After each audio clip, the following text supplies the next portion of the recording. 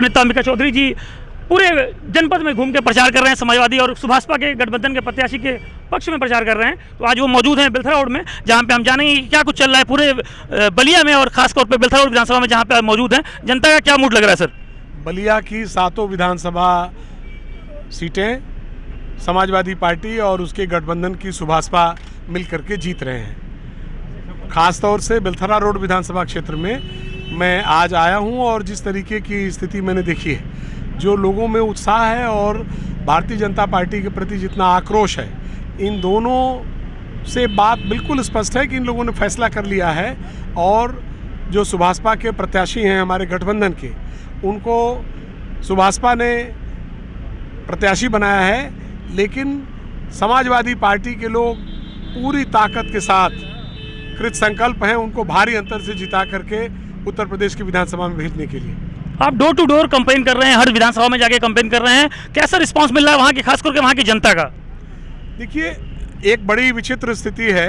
कभी कभी ऐसा होता है, 1977 हमने देखा था जब जयप्रकाश नारायण के आह्वान पर देश में एक नई क्रांति आई थी और तब ऐसा था कि जनता स्वयं निकल करके चुनाव लड़ रही थी और वो अपने को राजनीतिक दलों का मोहताज नहीं पा रही थी।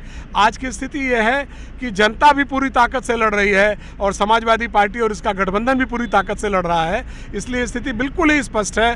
भारी बहुमत से न सिर्फ बेलथरा रोड, बलिया की 7 सीटें, आसपास पड़ोसी जिले देवरिया और मऊ की सीटें, बल्कि मेरा ऐसा अनुमान है कि एक इतनी बड़ी ताकत होगी उत्तर प्रदेश की विधानसभा में, जहां विपक्ष समझ में नहीं आएगा भारतीय जनता पार्टी कहां उड़ गई तिनके की तरह, ये पता नहीं चलेगा। फेफड़ा विधानसभा की इस वक्त क्या स्थिति है? क्योंकि जो बताया जा रहा है, उपेंद्र तिवारी ने जिस तरह के बयान आ रहे हैं, उस पर क्या कहेंगे आप फेफड़ा विधानसभा में?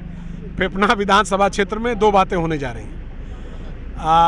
52 से लेकर के और 2017 तक सबसे ज़्यादा वोटों से चुनाव जीतने का रिकॉर्ड मेरा है। 1993 में मैंने ये रिकॉर्ड बनाया था, करीब 30,000 के आसपास का। और फेफना में आपकी समाजवादी पार्टी के प्रत्याशी संग्राम सिंह यादव जी हैं, वो उस रिकॉर्ड को तोड़ करके एक नया रिकॉर्ड बनाने जा रहे हैं और दूसरा एक और रिकॉर्ड बनने जा रहा है।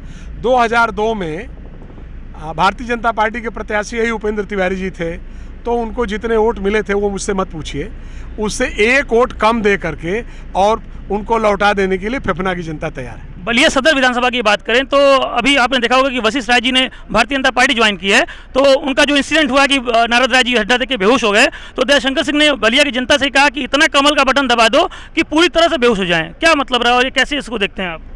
देखिए, जो अमर्यादित भाषा, अमर्यादित आचरण और संविधान की शपथ लेकर के संविधान का तिरस्कार करने का जो संस्कार है भारतीय जनता पार्टी का, उस पर मैं कोई टिप्पणी नहीं करूंगा।